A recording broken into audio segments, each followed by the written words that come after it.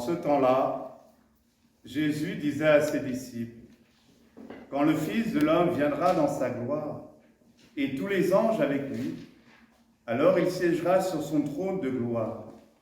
Toutes les nations seront rassemblées devant lui.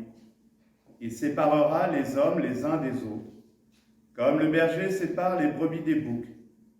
Il placera les brebis à sa droite et les boucs à sa gauche.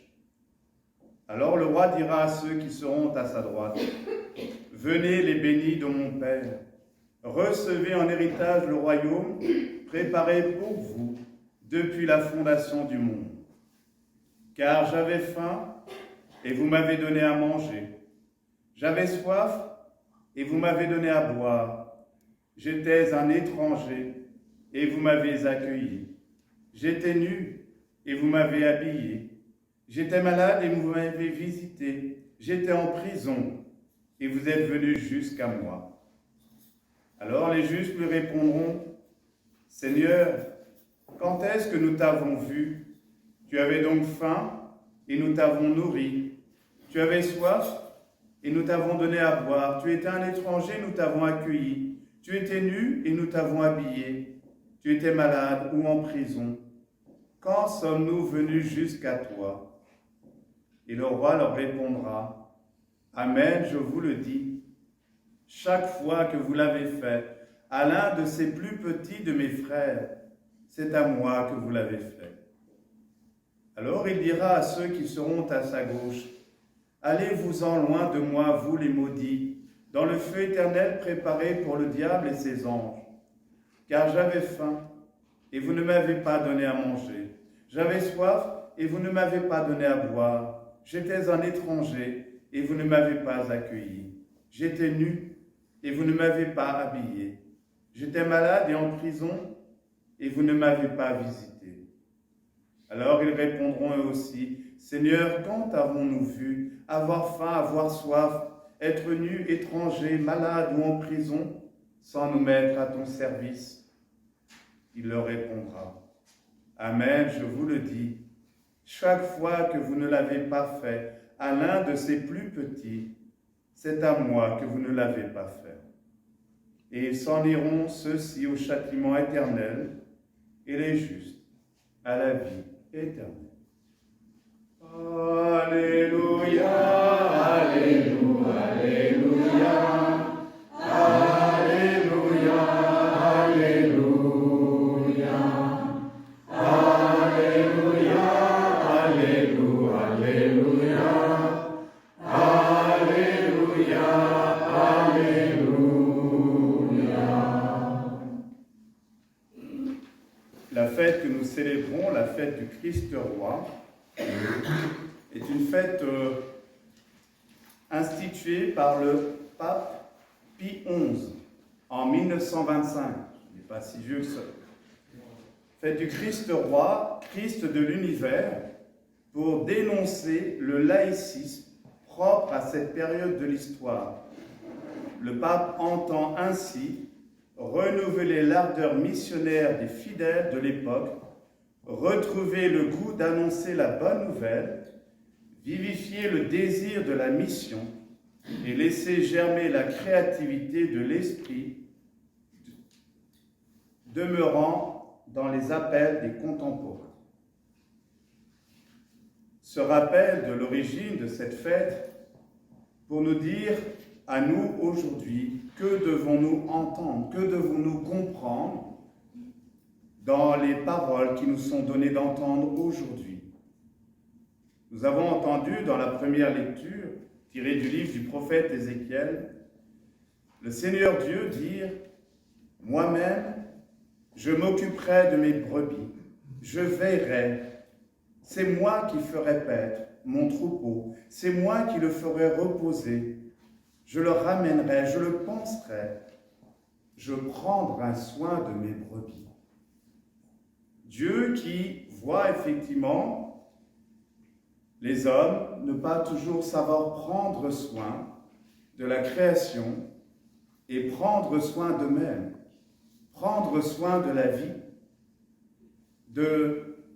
sous toutes ses formes, dès la conception jusqu'à la fin de la vie. Et aujourd'hui, nous voyons bien que dès la conception, la vie est menacée et que jusqu'à la fin de la vie est en danger. La fête du Christ roi s'adresse encore à nous aujourd'hui pour que nous fassions un choix. Qui voulons-nous comme roi? Est-ce que nous voulons un règne d'amour, celui qui vient pour nous rendre la liberté et libérer le monde? Ou est-ce que nous voulons un règne de tyran qui enchaîne le monde et nous enchaîne? Dieu nous dit dans la première lecture, « Je vais juger de leur état de santé, comme un bon médecin, pour prendre soin, pour qu'elles guérissent de toute maladie. » Nous ne sommes pas devant un Dieu juge, mais devant un Dieu Père, devant un Dieu qui est l'unique médecin. J'entends souvent des personnes nous dire, bah, « Vous les cathos, vous n'êtes pas meilleurs que les autres. » Ça tombe bien, on le sait. J'espère que vous le savez qu'on n'est pas meilleurs que les autres. Hein? C'est clair, voilà. Ça, c'est une chose. Et donc, comme on sait qu'on n'est pas meilleur que les autres, qu'on est malade, nous venons justement voir le médecin. À chaque Eucharistie, nous venons justement recevoir le médicament. Cette nourriture qui est là pour nous dire « Relève-toi, mon enfant, je suis venu pour te donner la guérison, et à travers cette guérison que tu reçois, la guérison pour le monde, la liberté pour le monde, la liberté de me faire confiance. » Ne pas faire cavalier seul et de vouloir contrôler ou maîtriser le monde. Le Seigneur est mon berger, et merci Marie, voilà, pour ce chant. C'est vrai que c'est beau quand c'est chanté. Et tu l'as très bien chanté. Le Seigneur est mon berger, justement. Le Seigneur est mon protecteur. Un berger, c'est celui qui prend soin des brebis, celui qui va justement s'inquiéter de savoir si elles sont en bonne santé, s'il n'y a pas des loups qui rôdent. C'est sa préoccupation première. Oui, le Seigneur est mon protecteur. Il me mène vers les eaux tranquilles et me fait revivre. Il me conduit par le juste chemin. Il est mon guide et mon sauveur qui me conduit sur le chemin de la vie. Puissions-nous témoigner de cela tous les jours de notre vie. Dire aux gens quand on nous demande « Mais c'est qui ton Dieu ?» Mon Dieu, il est mon guide. Il est mon sauveur, et il est celui qui me conduit sur le chemin de la vie. Et ce chemin, c'est un chemin que nous devons emprunter ensemble, que nous devons montrer justement à nos contemporains, pour leur dire, nous avons entendu récemment les graines plantées au bord du chemin, les graines dans les ronces, les graines dans les soucis, tout qui empêche de pousser. Oui, j'habiterai la maison du Seigneur pour la durée de mes jours, nous dit le psalmiste. Où est cette demeure? Cette demeure, c'est nous-mêmes. Nous sommes la demeure de Dieu. C'est là où il veut habiter, c'est là justement où il veut régner en maître. Mais pas en maître justement qui vient contraindre notre liberté, en maître qui vient déployer notre liberté, qui vient nous aider justement à crier, à témoigner de cette liberté, pour lutter contre tous les enchaînements et tous les esclavages dans le monde. Depuis les origines, nous voyons bien que l'histoire de Dieu avec son peuple, c'est une histoire de libération, tirée de la terre d'Égypte, tirée de toutes les tensions, du veau d'or, de tout ce que justement l'homme va chercher d'autres pouvoirs, d'autres puissances. Alors que la véritable puissance, c'est celle de servir. Dans la seconde lecture, Paul, s'adressant aux Corinthiens, parle de la résurrection. Frère, le Christ est ressuscité. La mort étant venue par un homme, c'est par un homme aussi que vient la résurrection. Il a pris notre chair pour nous dire, ne cherchez pas Dieu en dehors de cette humanité. Mais l'humanité, justement, ou le mal, se charge de nous dire, mais regardez votre Dieu, regardez comment il est défiguré, et regardez votre humanité. Vous voyez bien qu'il y a de quoi désespérer. Mais pas du tout. Pas du tout. Nous devons justement cultiver cette espérance, ne pas nous laisser voler cette espérance pour tous ces enfants qui sont là. Nous avons des devoirs. Être chrétien, c'est avoir des devoirs, c'est être responsable de ses frères. Ne laissez personne sur la touche. Tous recevront la vie. Tout sera achevé quand le Christ remettra le pouvoir royal à Dieu son Père. le pouvoir de servir. Et lorsqu'il aura, après avoir anéanti parmi les êtres célestes, toute principauté, toute souveraineté et puissance. Nous sommes dans un monde où justement, l'homme fait valoir justement sa puissance. Voire justement, il a l'impression qu'il est un homme important lorsqu'il a du pouvoir. Et on voit comment le pouvoir pervertit le monde et pervertit nos relations.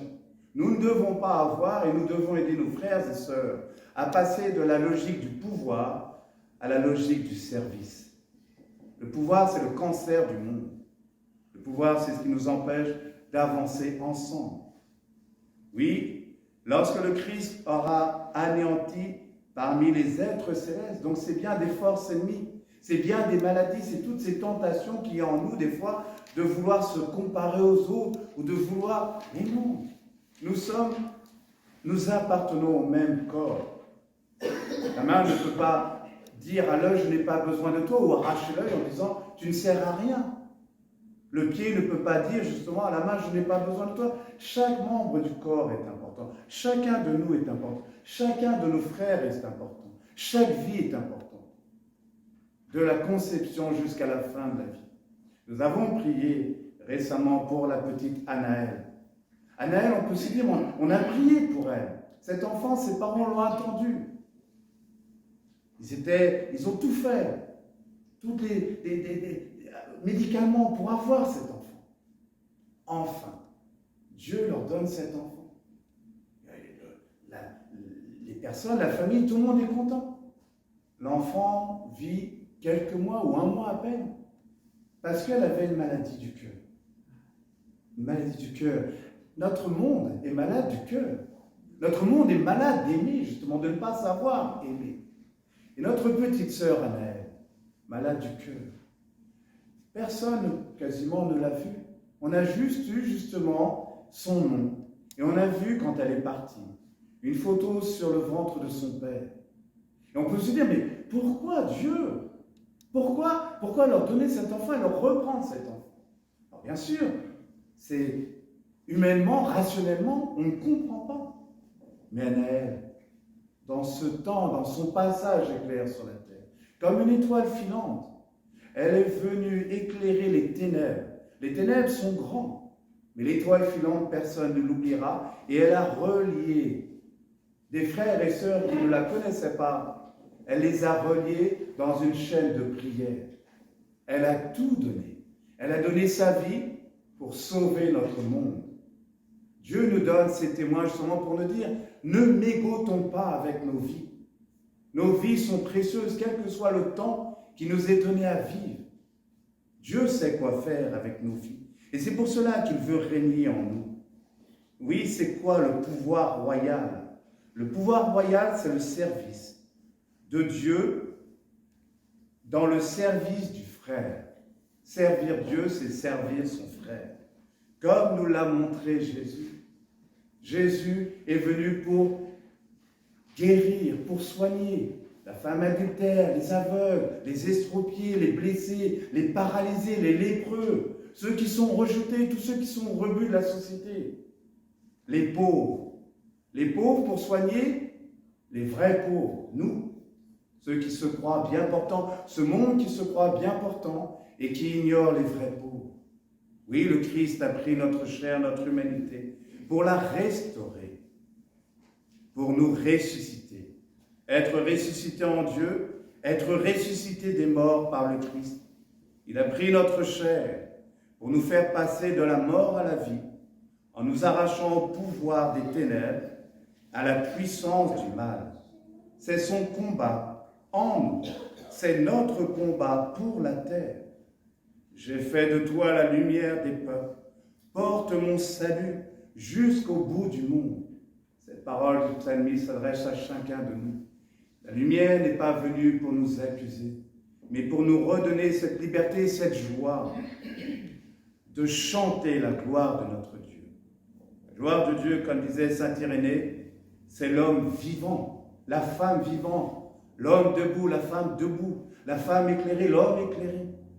Et la gloire de l'homme, c'est de voir Dieu, de voir Dieu en toute chose, en tout être, en tout vivant, en toute créature, de ne pas justement faire des différences, de ne pas demeurer dans les aveuglements de notre monde. L'Évangile nous dit, en ce temps-là, le Fils de l'homme, c'est une expression propre à Jésus, pour nous dire, il est des nôtres, il s'est fait l'un des nôtres. Et nous sommes aussi ses fils et ses filles, aimés de Dieu. Le Fils de l'homme viendra dans sa gloire. Il veut venir en nous, pas comme un voleur. Il ne défoncera jamais la porte de notre cœur. Il nous dit, laisse-moi faire et laisse-toi faire. Vis cette aventure de la foi. C'est constamment l'aventure de la foi qu'il faut la vivre. C'est en Dieu, rien n'est figé. Nous sommes dans une dynamique. Et c'est ça qui est beau. C'est une vraie liberté. Une vraie liberté. Oui, recevez en héritage le royaume. Recevez ce que vous avez cultivé en vous tout au long de votre vie. Continuez à cultiver cette culture de l'amour, cette graine de l'amour. Servir Dieu, c'est bien servir ses frères. Deux choix s'offrent à nous. Ou bien les deux ensemble, ou bien nous demeurerons dans la division. Oui, servir Dieu, c'est revenir aux éléments, aux besoins vitaux. J'avais faim, vous m'avez donné à manger. J'avais soif, vous m'avez donné à boire. J'étais un étranger, vous m'avez accueilli. J'étais nu, vous m'avez habillé. J'étais malade, vous m'avez visité. Ce sont ces besoins vitaux dont tout homme, dont toute femme a besoin. Quelles sont nos réponses vitales? Chaque fois que vous l'avez fait à l'un de ces plus petits de mes frères, c'est à moi que vous l'avez fait. Vous avez pris soin de la vie. Alors demandons, Seigneur, vraiment d'entendre ces appels pour retrouver les fondamentaux de notre vie, pour bâtir la paix. Et je terminerai avec cette parole dans l'office des lectures. Qu'il soit béni, qu'il vienne le roi notre Seigneur. Ouvrez, ouvrez vos portes, ne fermez plus vos cœurs. Il vient à nous sans face, grandeur ni majesté, vêtu comme le pauvre dans son humilité. Qu'il soit béni, qu'il vienne, le roi notre Seigneur. Entendez-le qui parle, sortez tous de l'erreur. Malheur à l'homme riche s'il ne veut écouter. Le Christ de la promesse qui vient nous racheter. Qu'il soit béni, qu'il vienne, le roi notre Seigneur. Il montre à tous les humbles la face du Sauveur. À lui sont en partage la gloire et le pouvoir, ce qu'à la fin des âges les peuples pourront voir. Qu'il soit béni, qu'il vienne, le roi notre Seigneur. Il donne aux misérables la paix du bon pasteur. Il est doux, il est humble, son joug sera léger. C'est lui qui nous mène jusqu'à la liberté. Amen. Amen.